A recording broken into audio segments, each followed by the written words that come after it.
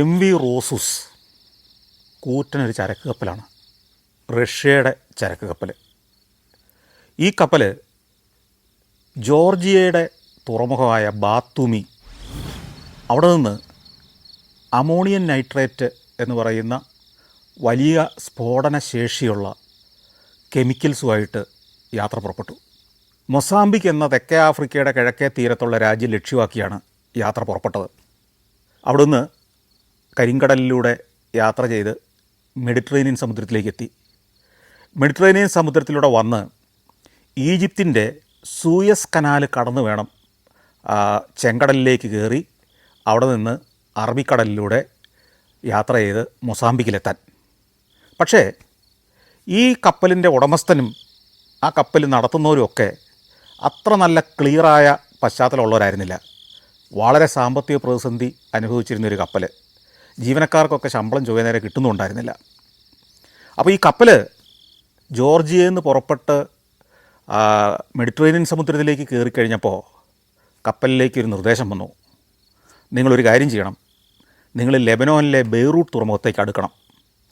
അവിടെ നിന്ന് കുറച്ച് ചരക്കൂടെ കയറ്റാനുണ്ട്. അപ്പോൾ ഈ സൂയസ് കനാൽ കടന്ന് മെഡിറ്ററേനിയൻ സമുദ്രത്തിൽ നിന്ന് ചെങ്കടലിലേക്ക് കടക്കണമെങ്കിൽ വലിയ ടോൾ കൊടുക്കണം. സൂയസ് കനാലിന് വലിയ ഫീസാണ്, വലിയ നിരക്കാണ്. അപ്പോൾ ഇത് കൊടുക്കാനുള്ള പൈസ പോലും ഈ കപ്പൽ കമ്പനിക്ക് ആ സമയത്തില്ല. അപ്പോൾ അഡീഷണലായിട്ട് കുറച്ച് ചരക്കൂടെ കയറ്റി കഴിഞ്ഞാൽ അതിൻ്റെ വരുമാനം കൊണ്ട് നമുക്ക് ഈ സൂയസ് കനാൽ കടക്കാനുള്ള ഫീസ് കൊടുക്കാം.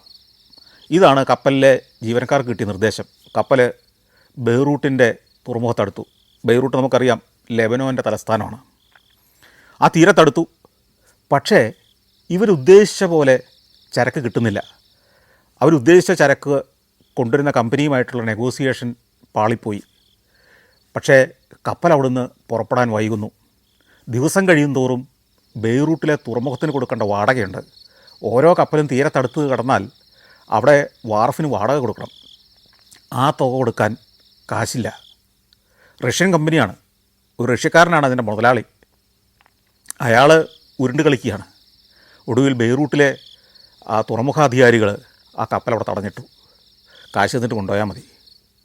പക്ഷേ ഈ കപ്പലിനകത്ത് ഉഗ്രസ്ഫോടകശേഷിയുള്ള അമോണിയം നൈട്രേറ്റ് എന്ന് പറയുന്ന രാസവസ്തുവാണ്. 2750 ടൺ രാസവസ്തുവാണ് അതിനകത്തിരിക്കുന്നത്. എന്നുവെച്ചാൽ അതിഭീകരമായ സ്ഫോടനശേഷിയുള്ള രാസവസ്തു. ആഴ്ചകൾ കടന്നു. ഈ കപ്പലിലെ ജീവനക്കാർക്ക് പുറത്തിറങ്ങാൻ കഴിയുന്നില്ല. പുറത്തിറങ്ങിയിട്ട് വേണമല്ലോ അവരുടെ സ്വന്തം നാട്ടിലേക്ക് പോകാൻ. പൈസ കൈ കിട്ടുന്നില്ല. ഈ കപ്പലിൽ നിന്ന് ജീവനക്കാർക്ക് പുറത്തിറങ്ങാനുള്ള അനുമതിയില്ല ലെബനോനിലേക്ക്. അവർക്ക് അതിനുള്ള വിസയില്ല, അതിനുള്ള പേപ്പറുകളില്ല. ആഴ്ചകളും മാസങ്ങളും ദുരിത ജീവിതമായിരുന്നു ഈ കപ്പലിലെ ജീവനക്കാർ. ഒടുവിൽ അവരെങ്ങനെയോ പുറത്ത് കടന്നു. അവരവരുടെ നാട്ടിലേക്ക് മടങ്ങി. പിന്നീട് മറ്റേതോ കമ്പനിയിലും മറ്റേതോ കപ്പലിലൊക്കെ ജോലിക്ക് പോയിട്ടുണ്ടാവാം. ഇതൊക്കെ സംഭവിക്കുന്നത് 2013 2013 ഈ തുറമുഖത്ത്, ബെയ്റൂട്ടിൻ്റെ തുറമുഖത്തടുത്ത ഈ കപ്പലും ആ കപ്പലിനുള്ളിലെ അമോണിയം നൈട്രേറ്റും മാസങ്ങളല്ല ഏതാനും വർഷങ്ങൾ അവിടെ കിടന്നു, ആരും തിരിഞ്ഞു നോക്കാതെ.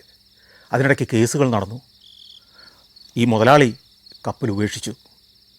2018 ആയപ്പോഴേക്കും ഈ കപ്പലിൽ പരിചരണമൊന്നുമില്ലാതെ, റിപ്പയേഴ്സ് ഇല്ലാതെ, മെയിൻ്റനൻസ് ഇല്ലാതെ അടിയിൽ നിന്ന് വെള്ളം കയറി തുടങ്ങി. അത് പയ്യെ മുങ്ങുന്ന അവസ്ഥയെത്തി. അപ്പോൾ തുറമുഖ അധികാരികൾ പറഞ്ഞു, ഇതിനകത്തെ അമോണിയം നൈട്രേറ്റ് ഉടനെ മാറ്റണം, ഇല്ലെങ്കിൽ വലിയ അപകടമാണ്.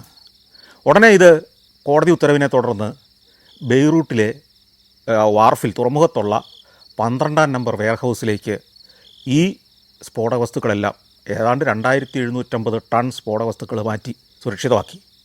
പക്ഷേ അധികം താമസിയാതെ ഈ കപ്പൽ വെള്ളം കയറി മുങ്ങിക്കൊണ്ടിരുന്ന കപ്പലിനെ പ്രധാന തുറമുഖ ഭാഗത്തുനിന്ന് വേറൊരു ഭാഗത്തേക്ക് മാറ്റിയിട്ടു. പക്ഷേ അത് ക്രമേണ വെള്ളത്തിൽ മുങ്ങിപ്പോയി. അങ്ങനെ ഇരിക്കെ 2020 ആകുന്നു. അപ്പോഴേക്കും ഈ വെയർഹൗസിലേക്ക് ഈ അതിതീവ്രമായ സ്ഫോടക വസ്തു എത്തിയിട്ട് 2 വർഷമാകുന്നു. 2020 ഓഗസ്റ്റ് മാസം 4-ാം തീയതി വൈകുന്നേരം 5:30 ഈ 12-ാം നമ്പർ ഗോഡൗണിൽ, വെയർഹൗസിൽ ചെറിയൊരു തീപിടുത്തം ഉണ്ടാകുന്നു.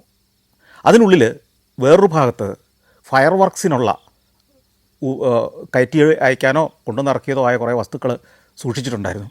അതിലൊരു ഭാഗത്തിനായിരിക്കണം തീ പിടിച്ചിട്ടുണ്ടാവുക. ചെറിയ തോതിൽ തീ പിടിച്ചു. പക്ഷേ ഏതാനും മിനിറ്റുകൾക്കകം ബെയ്റൂട്ട് നഗരത്തെയും ലോകത്തെ ആകെയും നടുക്കിക്കളയുന്ന അതിഭീകരമായൊരു സ്ഫോടനം അവിടെ ഉണ്ടാകുകയാണ്. ആ സ്ഫോടനത്തിൻ്റെ തീവ്രത എത്രയായിരുന്നു എന്ന് അറിയണമെങ്കിൽ ലോകത്ത് ആറ്റം ബോംബ് സ്ഫോടനത്തിന് ശേഷം ലോക ചരിത്രത്തിൽ അത്രയും വലിയൊരു സ്ഫോടനം ഉണ്ടായിട്ടില്ല. ആറ്റം ബോംബുകൾ നാഗസാക്കിയിലും ഹിരോഷിമയിലും ഉണ്ടാക്കിയ സ്ഫോടനത്തിന് ശേഷം അത്ര വലിയൊരു സ്ഫോടനം ലോക ചരിത്രത്തിൽ ഉണ്ടായിട്ടില്ല. ആ തുറമുഖമാകെ തകർന്ന് തരിപ്പണമായിപ്പോയി. ഈ 12-ാം നമ്പർ ഗോഡൗൺ മാത്രമല്ല, തുറമുഖ പ്രദേശമാകെ ഒരു ഭീകര ഗർത്തമായിട്ട് മാറി.